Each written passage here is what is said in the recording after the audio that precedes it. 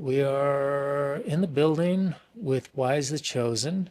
Bro, it's been such a fun day to be able to hang out with you and stuff like that. I want to start off first with the name change. Maybe you could explain that a little bit, like what the background is on you know, on your name and like how people will get to know you here and stuff For like that. sure, for sure. So, I was going by Wise King for quite a while. I was doing a lot of lo-fi music. A lot of my beats were very lo-fi. So I created a sound based upon that brand. And so I'm kind of moving on from that sound to a different sound. And I feel like it's time for a rebrand to kind of accommodate the new sound that I'm going to come out with. How's the sound going to change? What's the difference? It's Like, gonna be less lo-fi, a little bit more mainstream beats, just something I think a little more modern, a little more high tempo, so it's just a different vibration. Same content as far as me being myself, as far as me giving you conscious content, elevated content, but it's just gonna be kind of packaged in a different way. okay, so the branding is hmm changing. So when you say like conscious content and stuff like that, like what does that mean to you? Like what would you consider like what type of is it like lyricism? Is it hearing certain things out of people or what does that mean to you? Well, to me, it just means elevated mental process, something, I'm not a typical person, you know what I'm saying? So anything that I do is gonna be high vibrational. It's gonna be when you hear it, when you listen to it, I'm gonna put you in a state of being that's gonna be challenging who you are based upon my perception of reality, right? So in that way, it's kind of like a love it or hate it kind of thing, right? Because some people love it because they want to be challenged, they want to receive something different, and then other people might hate it because it's just not kind of feeding into what they were expecting or whatnot. But I'm trying to with this rebrand, and the music that I'm putting out now, I'm attempting to kind of bridge the gap and accommodate all parties, all people, all listeners. So when you say I don't remember the words that you used, but like it might not what you're saying because of it's like conscious rap, it might not be approachable to everybody, and so you want to make it more approachable to everybody. Yeah, Is with that the with fair? yeah, I'm trying to make it more approachable. I don't want to be like quarantined into this like category of like conscious only, Yeah. right? Because everybody is conscious in essence, right? Everybody has a mind, everybody has a heart, everybody has a soul, everybody's a whole being. It's just basically what part of yourself do you want to tap into, right? Me personally, I want to tap into my higher self, right? And so when I go into the studio, I'm attempting to tap into my higher self and bring that energy to the music I create, and I'm hoping that it's valued by the public, right? Of course, we do this to a degree for ourselves, Yeah. but at the same time, we do it for the public as well. Do you have, and this might be a controversial question, do you have any like thoughts on people that don't do that, that are like like a lot of mainstream music is kind of catering to the masses?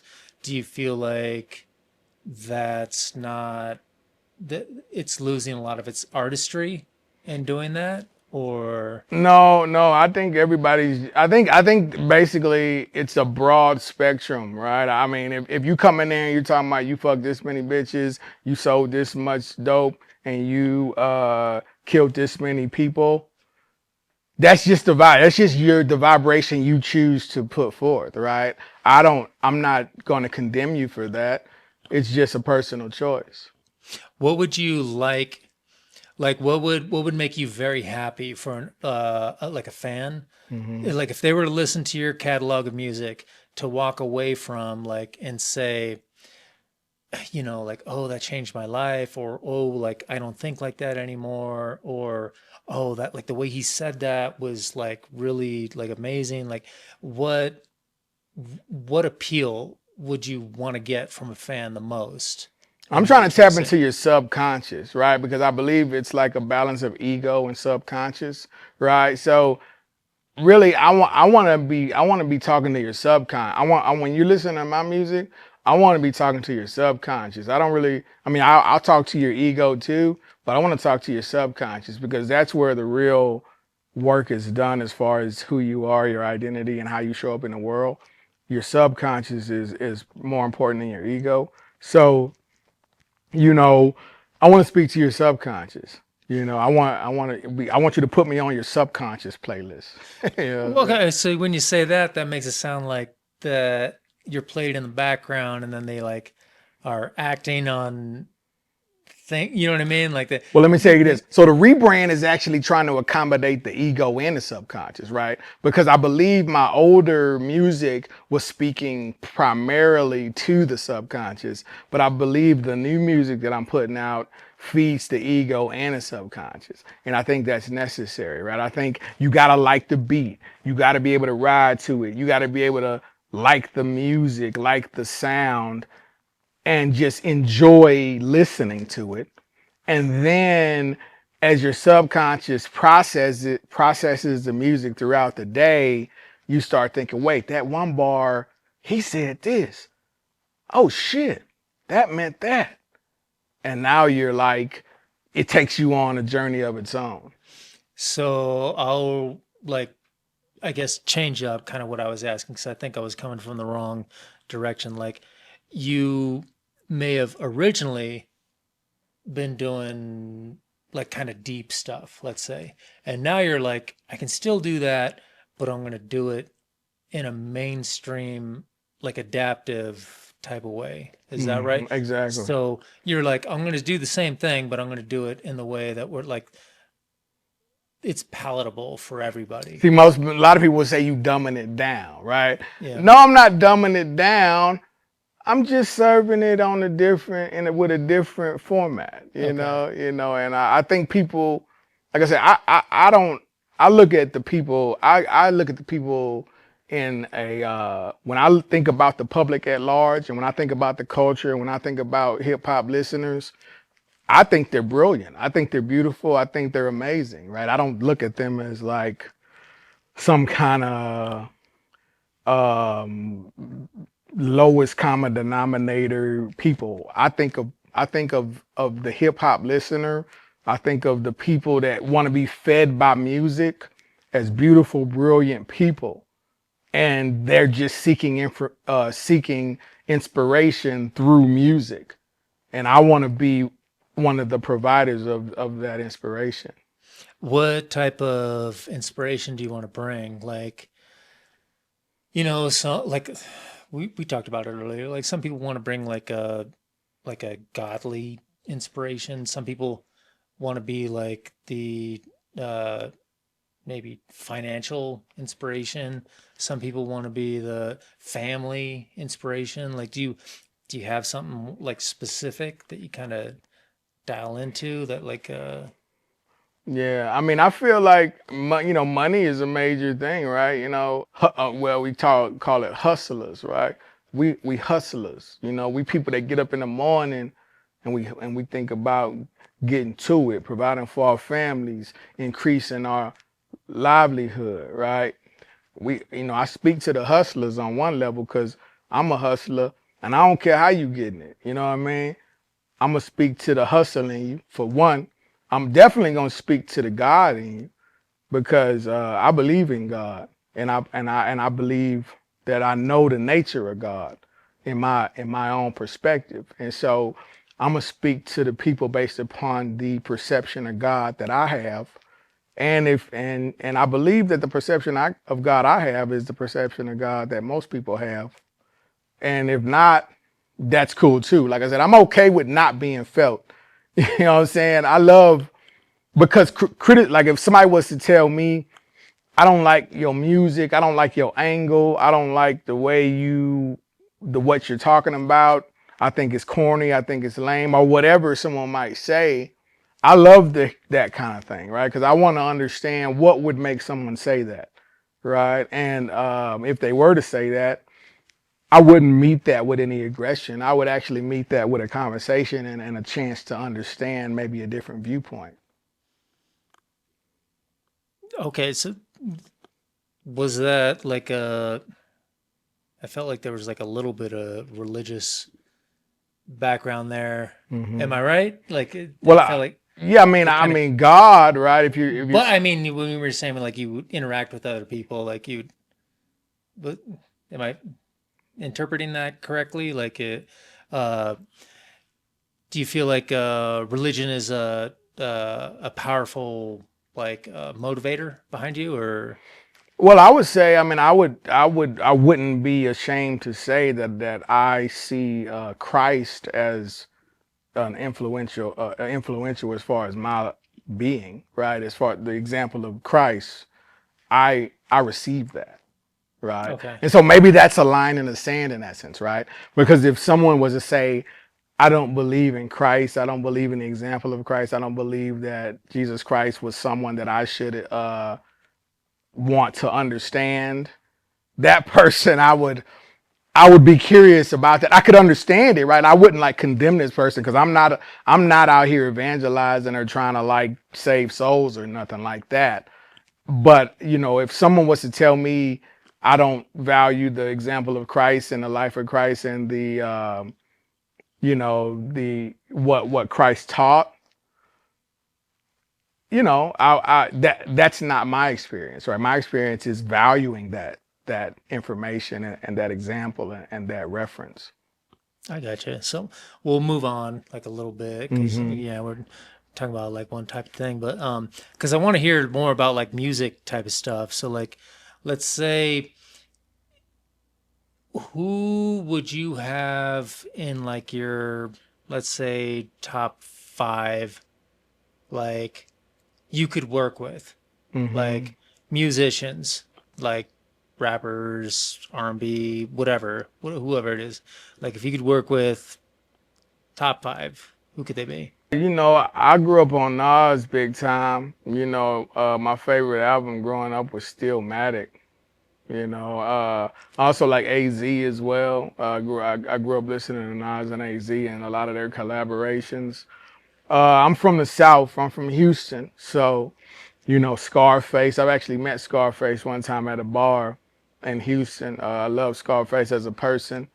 Um, you know, Lil Kiki. You know, I'm South to the core. You know, I love Houston.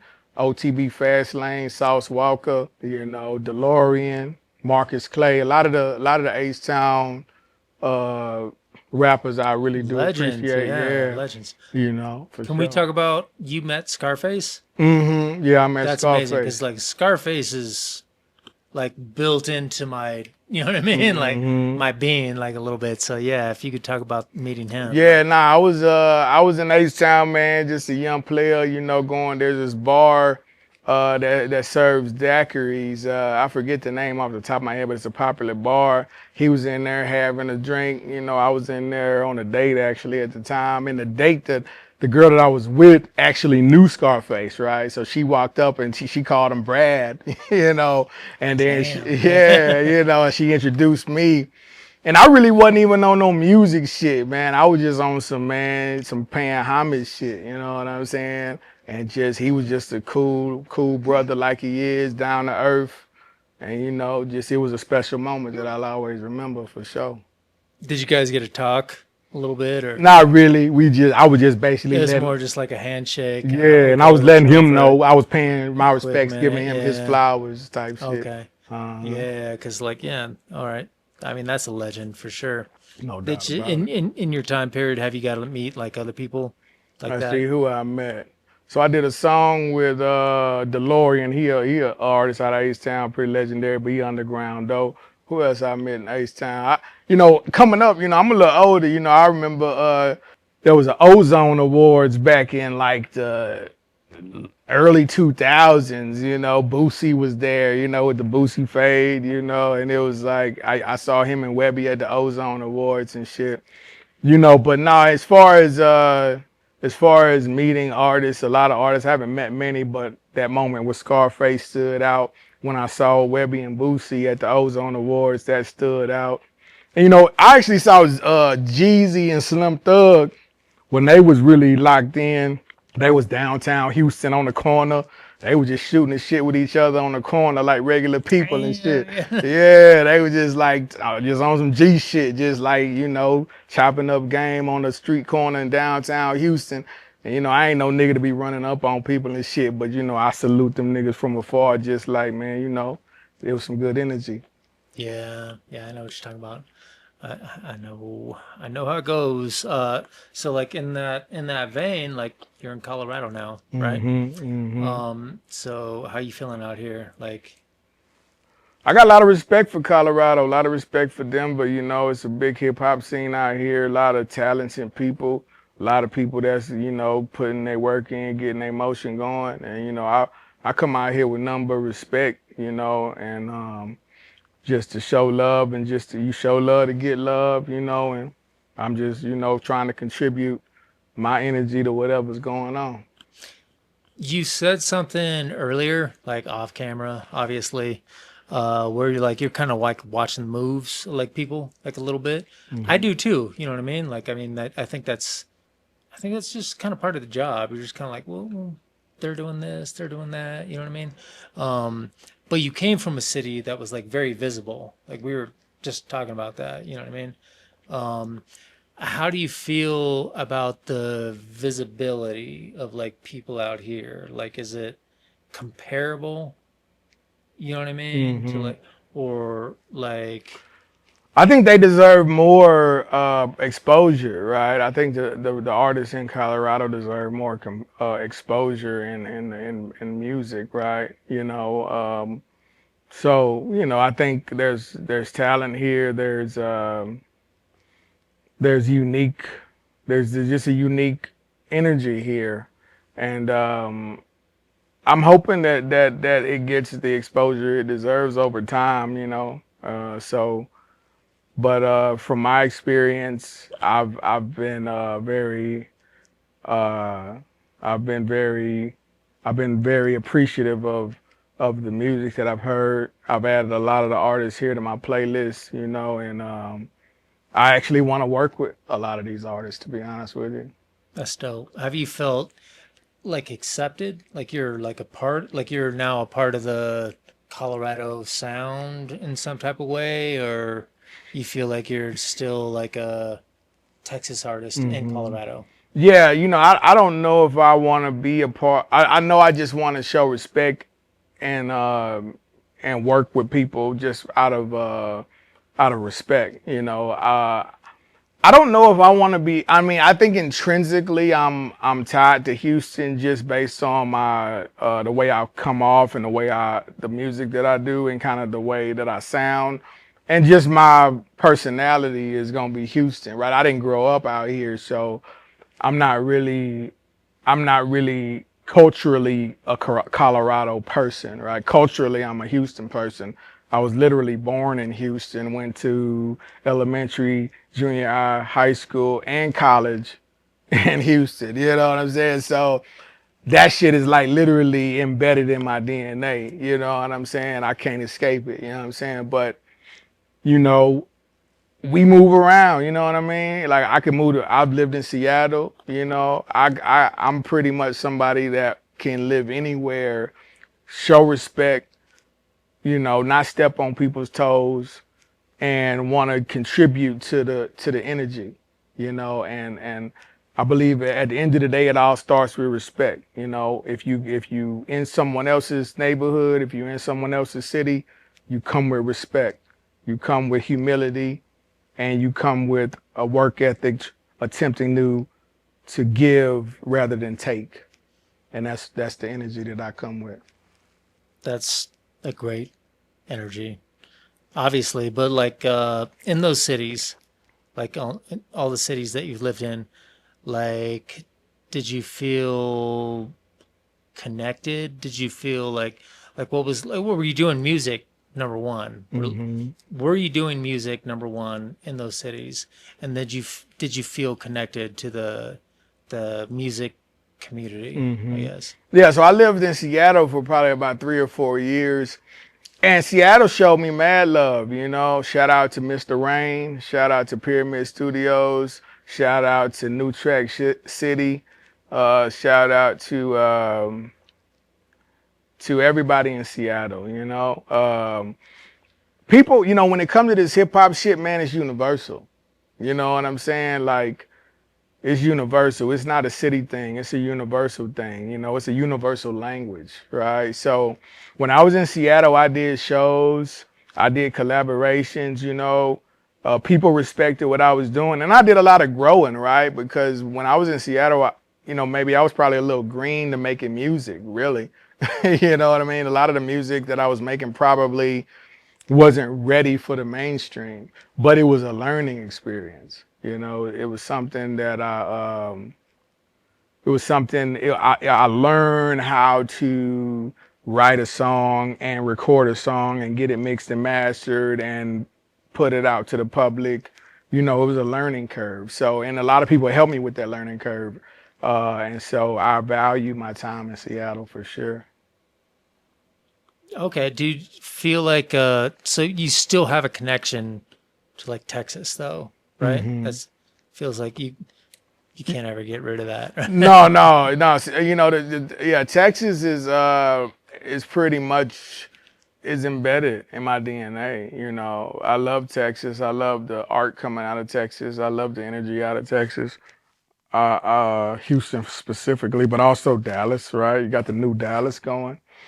You know, so yeah, I mean, you know, if somebody had to pin me down and say, because what I represent or something, shit like that, like I represent Houston, I represent Texas, full stop. You know what I'm saying? For sure, you know. Well, But I, you sound like it. You know what I mean? So yeah, it's like yeah. it's hard to escape, right? For Yeah, sure. you And still, it's in my heart, you know what I'm yeah, saying? Because that's what I knew. Like that yeah, when I was a young teen, that's what I experienced is Houston energy, right? You know, screwed up click, Swisher House, you know. That's when I was a young high school student. Swisher House was literally why I was rapping. You know, them freestyle tapes ooh, and shit. I was yeah, riding to them in my Buick and my Lac. You know, it was part of me. It was basically like who I well, and probably you could hear it in my raps now, maybe slightly, right? Maybe not the same content, but it's the same kind of cadence. You know what I mean? yeah. I hear it for sure. Yeah, it's like definitely kind of bleeds out of you. But I wonder, just from talking to you, um, and you've got a lot of ideas for like the future sound and things like that. And where you're at, like, you know, you're kind of a transplant, like in Colorado. Um, what do you think about what like the next few years of music will sound like? And like, what do you predict the trends to be? Well, as far as me, I want to make hits. You know, I want to make hits. I want to make songs that the whole world can feel. And this hip hop shit is really a billion-dollar industry, right? It's really almost like tech, right? And so we can't look at this as like some kind of underground phenomenon, right? This is literally like big tech. Artists are like Google, Microsoft, Nvidia, right? Like we are literally that powerful culturally, spiritually, mentally, the whole nine, right? So I feel like if we truly understand our power, we can take this to, you know, to billion-dollar, trillion-dollar heights. That's my thought process, right? And it just starts with believing in the creative process and just creating good music, right? Good music that sounds good. It's not about the ego. It's really about the power and the influence, right? So as far as the future is concerned, I just want to make hit records that penetrate the soul and have no limits as far as how far they could go and how much they can influence. Yeah, that was a great answer. Yeah. I was kind of thinking, I used to ask people some crazy questions because we're like right at the end, like right now. So like, I don't know. I don't know if you want to do this or not, but Yeah, I'm down. so like the first question that I would ask is if you were given $1 million, but you had 24 hours to spend it, how would you spend it? Mm, I ain't even gonna lie to you, bro. I probably invest half of it. You know what I'm saying? I'll invest half of it in gold and Bitcoin and AI stocks for sure. The other 500,000, I'll probably definitely find the best videographers and the best engineers and create a 10-song album that's just mastered to perfection and videos like Hype Williams style, like you know what Just go I mean? crazy. You Yeah. got like a Christopher Nolan type video, like that shit. Yeah, get some All high-profile right. cameos, Denzel Washington, Will Smith, and just go nutty, man. You know what I Okay. mean? All right. I feel that. And then, so for the last question is, if you could have any superpower, what would it be and what would you do with it? If I could have any superpower, it'd probably be time travel, man. You know That's, what yeah, I I mean? feel like that's the way to go. Okay. What would you do with it though? I go to all the dope ass eras of history. I go back to ancient Egypt. I go back to ancient Rome, see what Jesus was up to. You know what I mean? Go back to the dinosaurs and be ride a Tyrannosaurus in this motherfucker. You know what I mean? I just go back to the dope because we all are curious about those dope ass areas of history, right? The dinosaurs, ancient Egypt, you know, ancient Rome, ancient India, you know. You would think we all are, but do you know what the most popular answer was? What's that? Flying. That was came to mind too. That came to mind too. I was thinking about that when I was like, you know what, time travel beats that. Right? Because most people would be like, yeah, I wish I just fly so I could like fly past An traffic airplane, and like, yeah. yeah, I could go to different places. And I was like, time travel seems obvious, right? Like, okay. Flying or get old. You're like, I flew around this bitch 10 times. I'm, you know, what the fuck But I else? just keep saying the same shit. Yeah. But if Yeah. you could go back in time, like 1,000 years, 10,000 years, Big 100,000 years, Bang. you're Before the kind of, Big Bang. yeah. But it also gets scary because, like, can you survive? Can you be alive when the Big Bang happened? Like, Well, that would be a prerequisite to the time travel that you can survive oh, so the superpower is you can live in any period of time. in outer space without breathing. Without, okay. I agree. I agree. Yeah. No, that's a great answer. I feel like that's the best answer. It's the biggest answer. All right. We're right at 30 minutes. I appreciate you. Wise the chosen. Thank you. Yeah, man. I Thank you for appreciate you, sitting man. down. Man, Sean Asakura Films. I know I butchered hell your yeah. name, No, but you didn't at all. That was like, this is the best anybody said it. I appreciate that. Yeah, we've had a pretty dope day of just like making content and shit. So thank you for sharing all of your ideas, all of your thoughts, all of your opinions on shit, life and music and whatever else. So, all right, we're going to end it right there. Peace peace. out. Peace.